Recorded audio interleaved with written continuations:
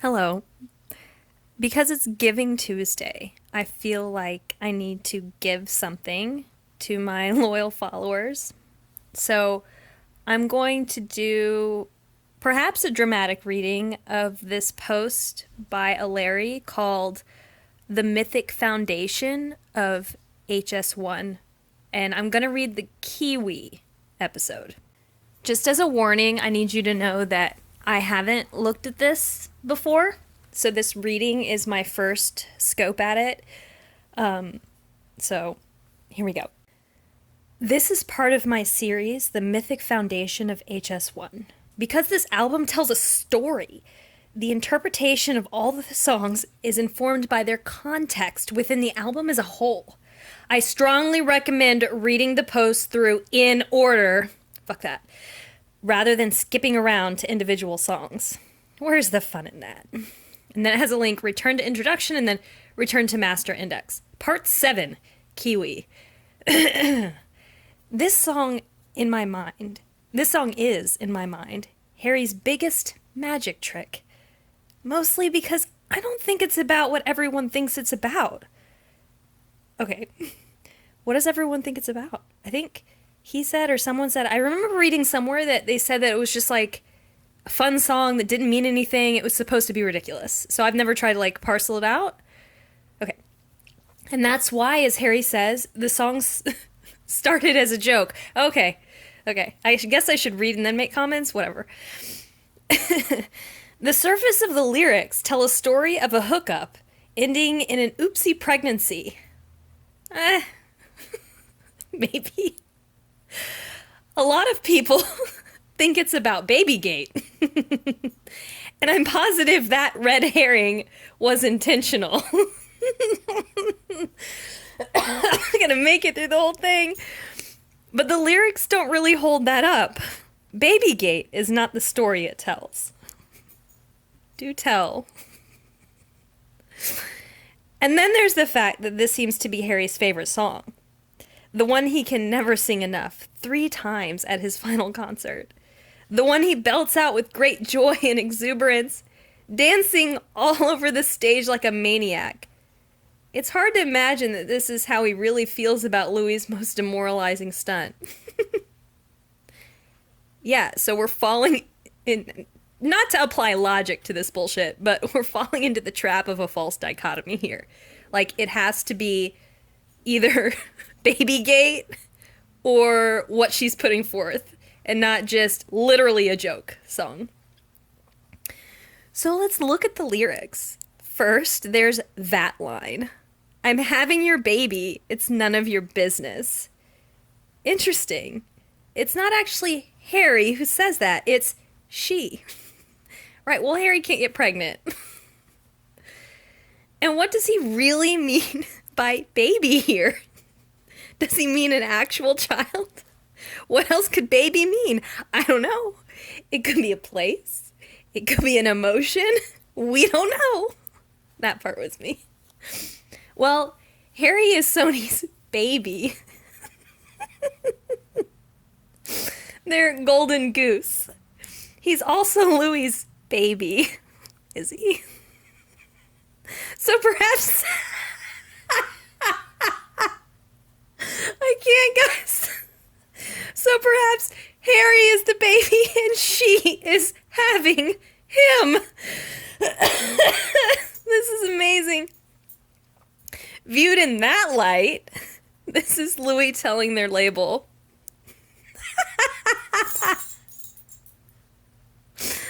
I'm marrying Harry and your goddamn contracts can't stop us.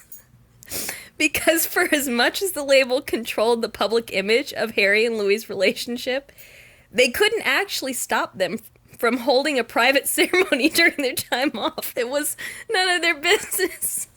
So is Louis the she? I'm confused now.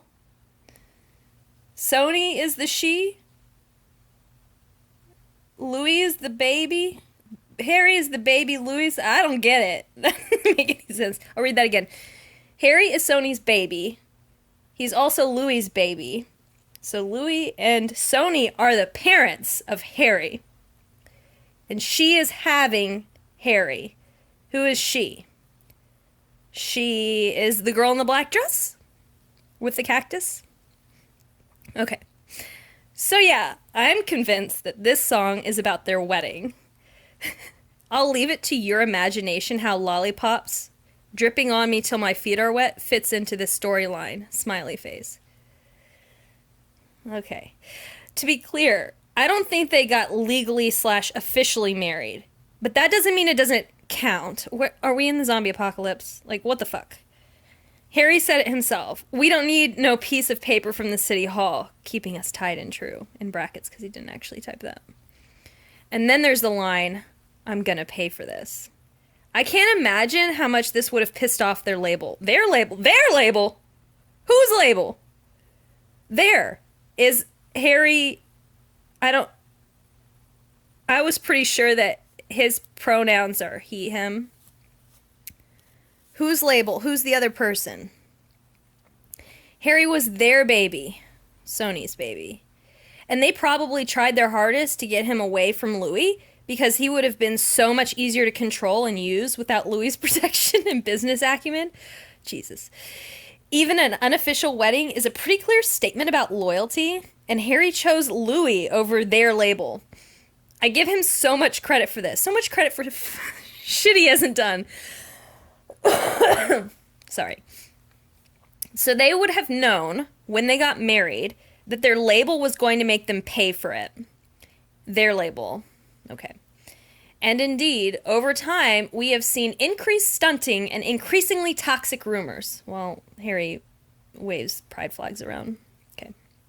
Rumors started by Larries, by the way.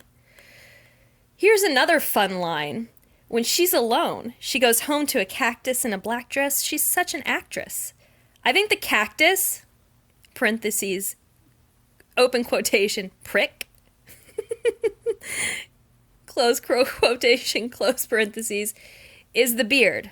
In general, Eleanor or Danielle, take your pick, not Brianna. And I know there's that famous photo of Brianna in the black dress, again with the red herrings.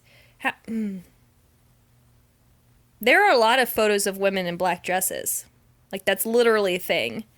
Like, the little black dress, that's what he's referencing. But I think the she in this case is still Louis. Okay, so Louis is having Harry the baby. This is a real fucked up. Black dress could mean a literal black dress, but it could also mean formal wear, okay? In his professional life, Louis is an actor. Okay. He's faking the beard / cacti. Love that that's, like, properly declined there. He goes home to. In concert, Harry sometimes alters the line in a way that supports this. She's such an actress, she wears a black dress. And if you're looking at concert footage, check out the absolute disdain that Harry sometimes spits into the word cactus. I think you're projecting. The final key indicator here is that this song is paired with Two Ghosts. Is it? Two Ghosts is number 4. Kiwi is number 7. They aren't next to each other. I mean, as far as I know, 4 and 7 are not numbers that Larry's put together. Oh, but oh my gosh. 4 times 7 is 28.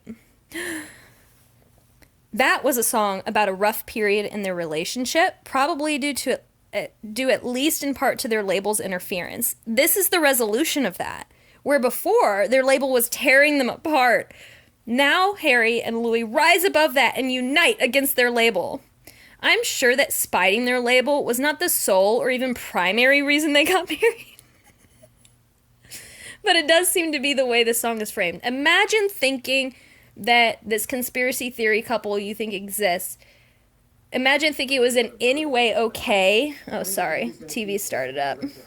Imagine thinking it was any way okay that they would get married for whatever reason, and then any part of it was that they wanted to spite their record label. If I'm right that this song is about their wedding, spoiler alert, you are not right. Then that also explains the most mysterious thing about it. The name. Remember, it's a joke song. Because here's the thing about Kiwi. They're flightless birds. Like we discussed in Meet Me in the Hallway, Harry's use of flightless bird imagery signals his disempowerment, his lack of ability to control his own life. Whereas if you're not a conspiracy theorist, you see that Harry consciously makes decisions and that he is in control of his own life. Since Harry and Louis don't have the freedom to get married legally or publicly, they have to get married unofficially, no legal document, and in secret, which is what disempowered, I think she means unempowered, or he, I don't know, which is what disempowered / flightless people do, hence the name, Kiwi. All people are flightless. We don't have wings. Here's another fun tidbit. According to Wikipedia, once bonded, Kiwi tend to live their entire lives as a monogamous couple, which seems like an appropriate name / symbol for a wedding. What about swan? This is why I say it's Harry's biggest magic trick, and also, as he says, a bit of an inside joke. I don't think he called it an inside joke. I could be wrong, though. The nature of the song allows him to belt out the truth about his wedding over and over again, along with a big fuck you to their label, loud and clear for everyone to hear, but disguised in a way that no one understands. It has a link to listen to Kiwi that goes to YouTube. But it's an ad, and then I don't want to get copyright, so I'm not going to play the song. Okay. I hope you enjoyed that dramatic reading. Truly, that was the first time I'd read any of this. And I hope you have a wonderful evening and that you give thanks to someone in your life. I know Giving Tuesday is about, like, giving money to a charity or something, and you could do that too if you're able, but it does feel good in your heart to say thank you to someone. And so I'll say thank you to my loyal followers, and have a good evening.